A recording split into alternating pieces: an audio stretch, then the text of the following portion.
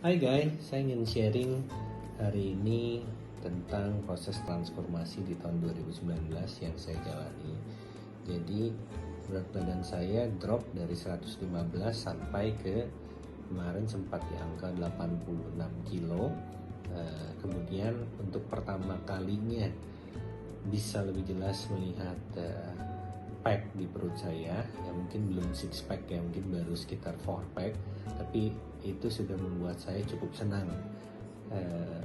Pakai baju lebih enak, kemudian juga lebih percaya diri, tentunya stamina lebih fit, lebih segar. Jadi kalau badan waktu itu ketika masih berat kayaknya ngantuk, terus males, tapi begitu terjadi penurunan berat badan, otot semakin bertambah dan definisi semakin jelas, itu sudah otomatis confidence level juga meningkat. Nah, yang saya lakukan di awal tahun 2019, tepatnya bulan Maret itu, saya mulai mencoba berbagai macam diet, salah satunya keto diet. Nah, keto diet itu pada prinsipnya menggunakan energi lemak. Jadi 75 sampai mungkin 85% sumbernya adalah lemak. Nah, cuman disarankan lemak yang digunakan adalah lemak sehat, lemak bagus. Jadi seperti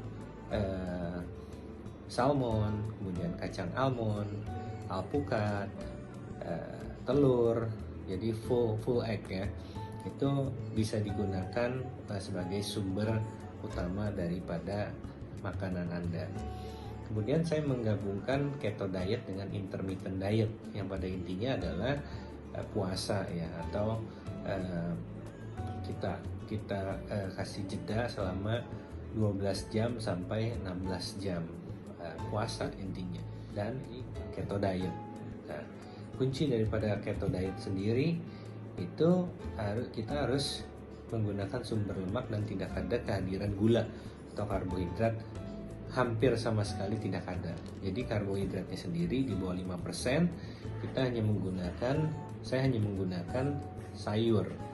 Jadi buah pun saya tidak masuk ketika saya menjalani keto diet. Jadi sekitar 3 bulan, 4 bulan pertama saya berhasil menurunkan mungkin 8-10 kilo pertama. Nah, kemudian di situ saya mulai menggali lebih dalam. Ternyata keto diet itu sumbernya adalah lemak, dan pertumbuhan otot itu memang dibutuhkan kontribusi protein.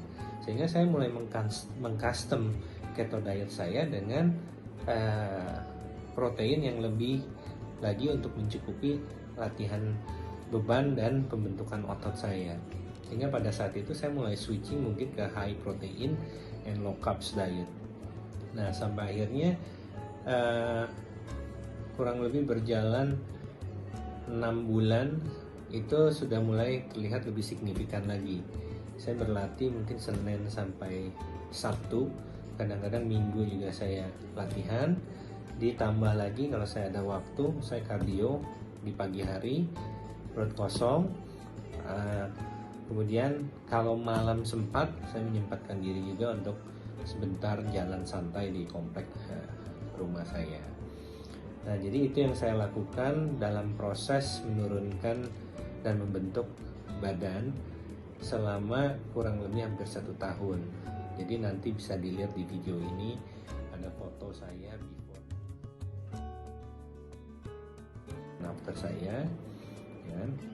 Nah, apa kaitannya dengan dunia keuangan atau dunia investasi yang saya jalankan selama ini? Jadi hampir paralel saya menjalankan dunia, saya berprofesi di dunia keuangan, khususnya pasar modal, dan juga fitness menjadi salah satu terapi saya sebenarnya. Posisi trading ataupun kondisi aktivitas saya yang sehari-hari yang cukup stressful itu bisa saya curahkan di gym. Jadi dengan saya berlatih mengangkat beban, kemudian saya bertemu orang-orang di gym juga. Nah, itu merupakan refresh atau penyegaran untuk saya. Jadi setelah berlatih pun kondisi pikiran, kondisi badan itu menjadi lebih fresh. Istirahat juga menjadi lebih optimum, karena kan setelah gym badan kita juga butuh istirahat. Nah, jadi itu memicu saya untuk terus melakukan pola hidup sehat dan berbagi tentunya nanti dengan teman-teman. Sampai akhirnya belakangan ini atas apa yang saya lakukan, terutama dalam hal diet, saya mulai mengembangkan makanan protein frozen, itu dalam bentuk ayam grill, ayam teriyaki. Saya bikin supaya apa yang saya makan bisa saya sharing dengan teman-teman juga dalam keseharian saya. Tentunya dengan jumlah protein yang sudah terukur. Enaknya lebih praktis saja. Jadi ketika kita terlalu sibuk, saya hanya tinggal ambil dari kulkas. Strateginya sebenarnya dalam diet adalah kita harus selalu sedia jumlah makanan atau makanan diet, sehingga ketika dibutuhkan kita tidak cheating dengan makanan-makanan yang tidak seharusnya kita konsumsi ketika kita mempunyai target untuk body goal. Nah, itu yang saya lakukan. Jadi nanti saya akan share sama teman-teman juga. Ini salah satu bisnis baru yang saya sedang kembangkan. Jadi healthy frozen diet, namanya ada Lean and Fit Kitchen. Nanti teman-teman bisa cek sendiri di dalam video.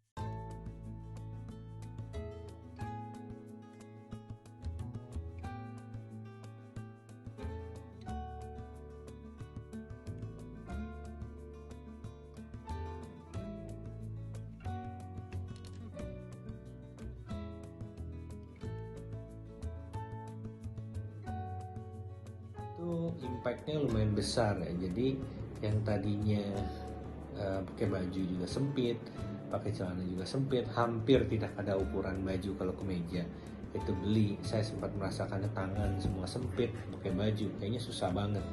Belum lagi napas yang ngos-ngosan kalau naik tangga. Terus juga maunya tidur dulu.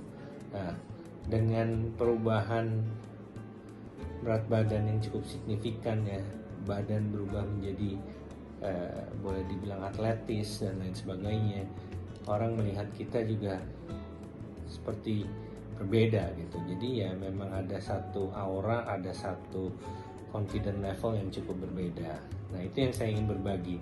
Selain itu memang di luar olahraga fitness ini atau angkat beban ini, saya juga memang belajar banyak teknologi pikiran, kemudian bagaimana otak kita bekerja, sehingga untuk menciptakan satu kebiasaan, contohnya kebiasaan untuk berolahraga setiap hari itu, ya memang butuh satu lingkungan, kemudian juga butuh bagaimana kebiasaan itu tercipta.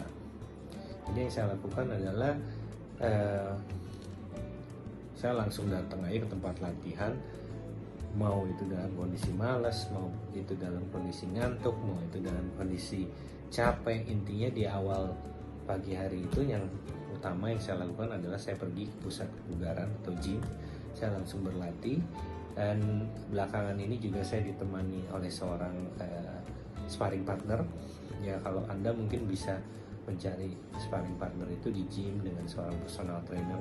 Apa dalam hal ini saya mencari seorang teman yang memang kapasitasnya mendekati, kekuatan angkatannya mendekati saya atau bahkan lebih di atas saya, sehingga bisa memicu saya cara yang lebih baik juga. Demikian sharing saya. Nanti mungkin kita akan sharing yang lebih detail, topik-topik yang lebih menarik di video-video selanjutnya. Thank you.